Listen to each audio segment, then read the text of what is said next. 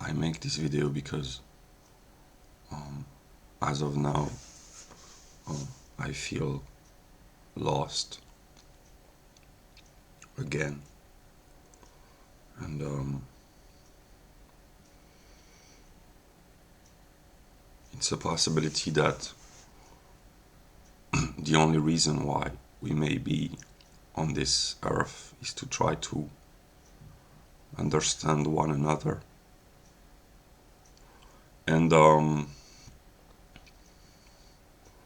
would like to talk about Christopher Nolan, the movie director. And if I had to express what I think he is, I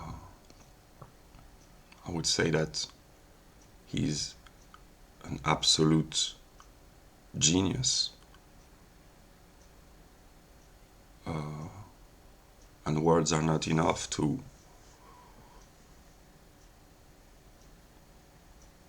define the genius of Christopher Nolan. And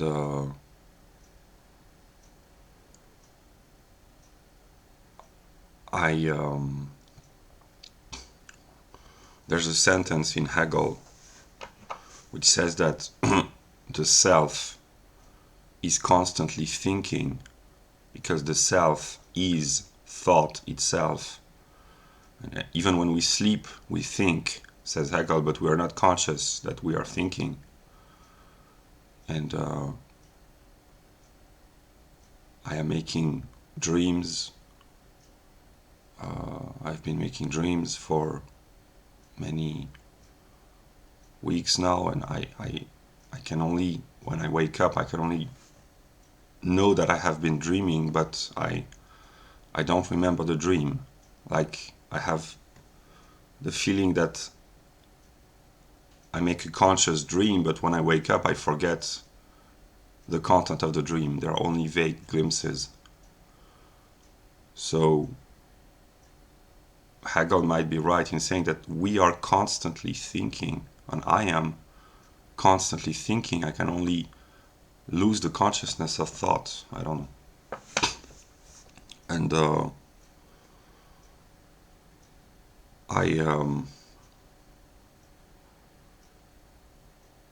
if I had to be honest, I am afraid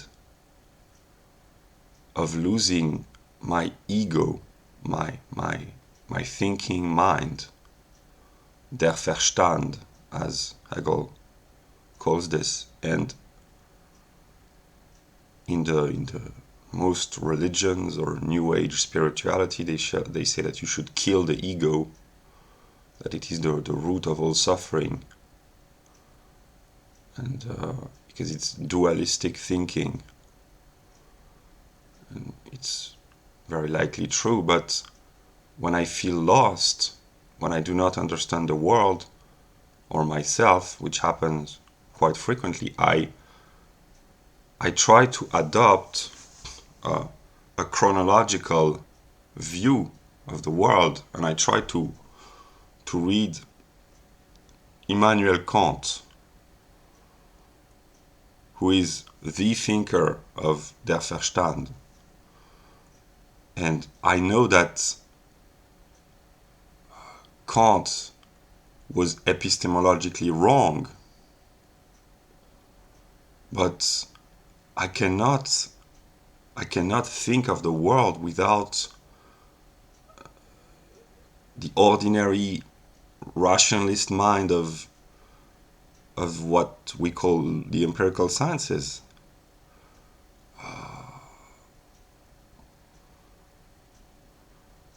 I am trapped in my own ego, and I suffer from being trapped, but at the same time losing one's ego, as the spiritual teachers say, it's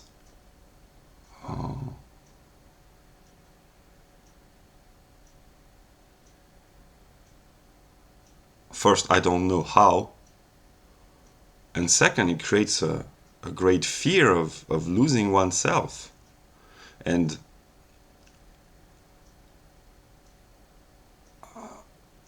I try to read Hegel's logic when I feel lost, to try to find some guidance.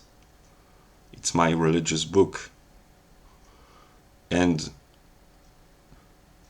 when I feel even more lost, I read Kant's logic, because I believe that I cannot understand Hegel's attempt to transcend ordinary logic if I do not first understand ordinary logic.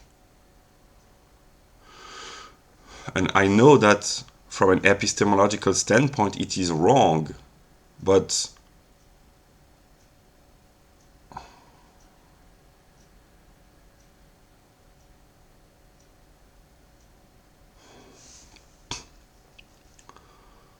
for a reason that is beyond me, I guess, the struggles which are made manifest in the movie The Dark Knight by Christopher Nolan,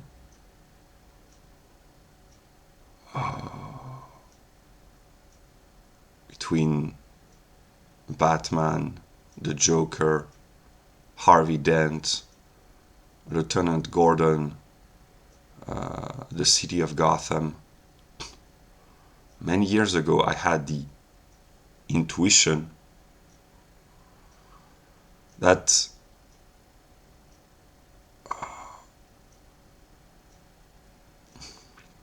I could not express this like I do now, because I had not the understanding and the knowledge. But if I had to express, I'm not even sure that it's true, but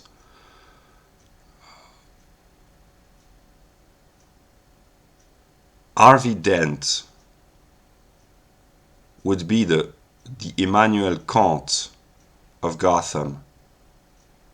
The Joker would be Nietzsche. And Batman would be Hegel. And I said everything happens in the mind of Gotham. So it's the people of Gotham which creates the Joker, Harvey Dent, and Batman. So the real hero is Gotham. And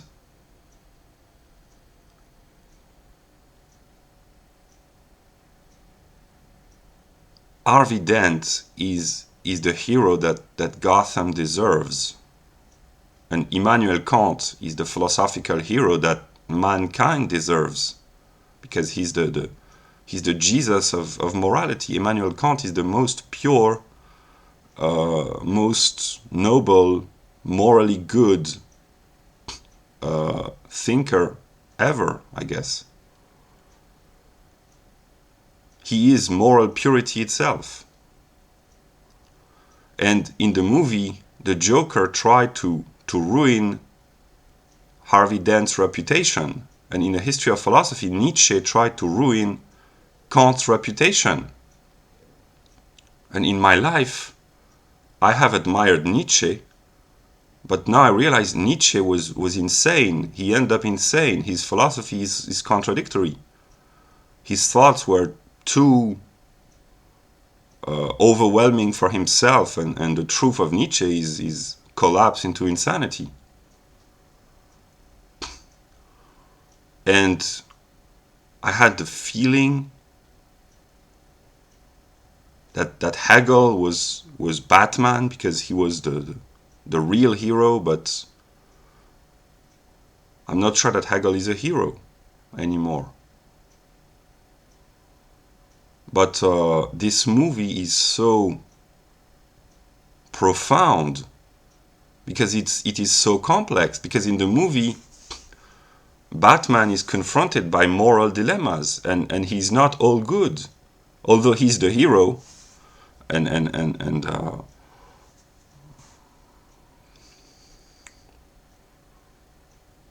how should I explain?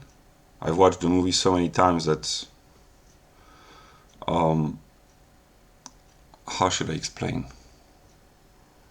At the end, Batman decides to lie to Gotham, but at the same time, he sacrifices himself to save Harvey's reputation. And maybe Lieutenant Gordon is the real hero. I don't know. And Harvey Dent was driven insane by love and by the Joker. And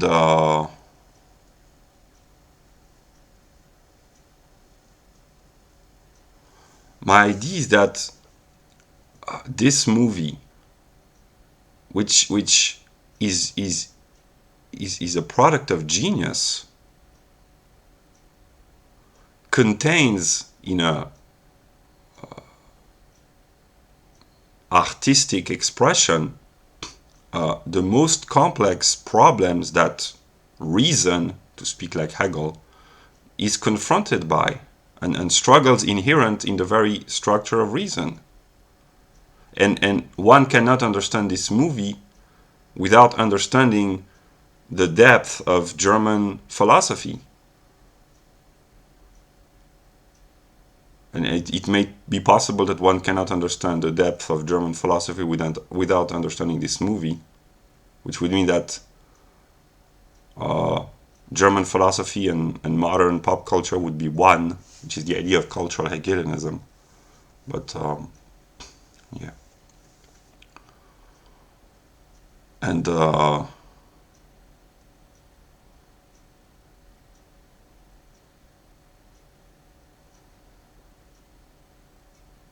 how can such a movie emerge out of the mind of Christopher Nolan? He's a brilliant mind and a genius, but I'm sure that he has no PhD in German philosophy. So how can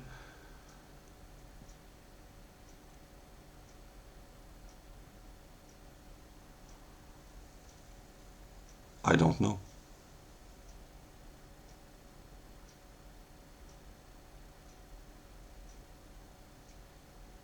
And there are other movies by Nolan that I'm familiar with, Inception and Interstellar. And Inception is pure genius, and Interstellar, if I had to use a word, I would say that it is sublime.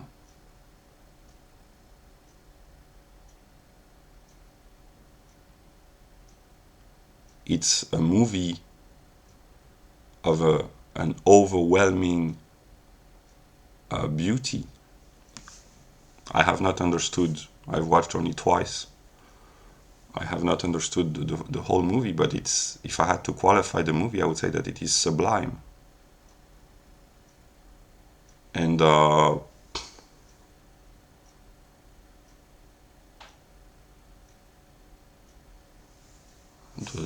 idea of cultural Hegelianism is just to express that spirit, which is the substantial self of mankind, expresses itself in art, religion, and philosophy, but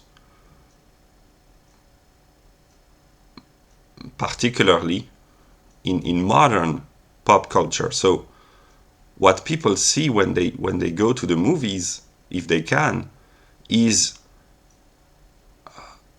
I would say, our spirit expressing itself, representing itself. How is that possible? I don't know. But what we see when we go to the movies or when we listen to the songs, it is the self-expression of spirit.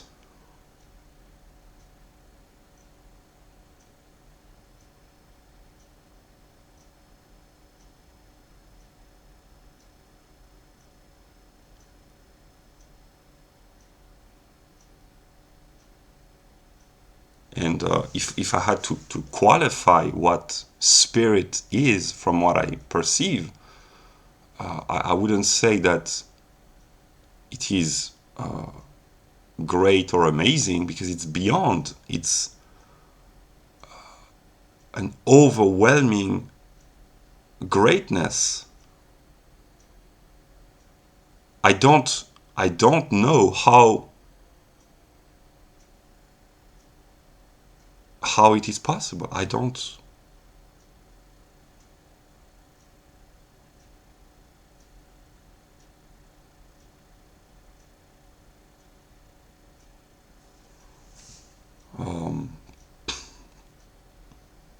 Yeah.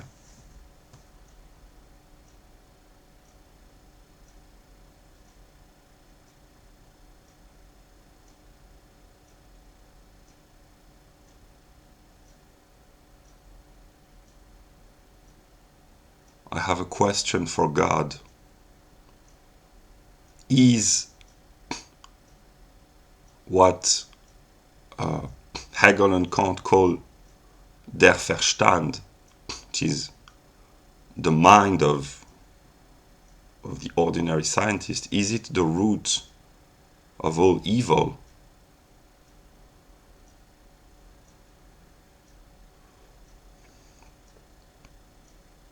Am I being evil when I try to understand the world chronologically and rationally from the perspective of der Verstand? Because without this understanding, I am completely lost.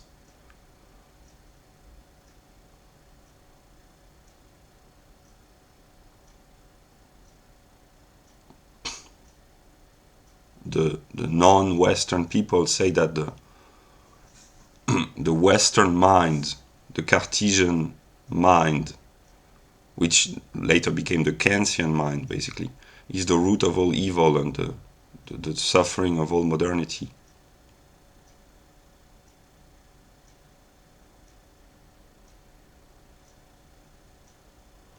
But I feel that I am dependent on this mind, on this understanding, in order to understand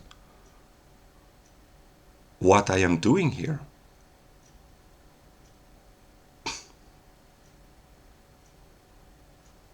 The idea that the mind of Kant, not the psychological individual, but the transcendental ego, or self, as he calls it, might be evil, is a completely ludicrous idea.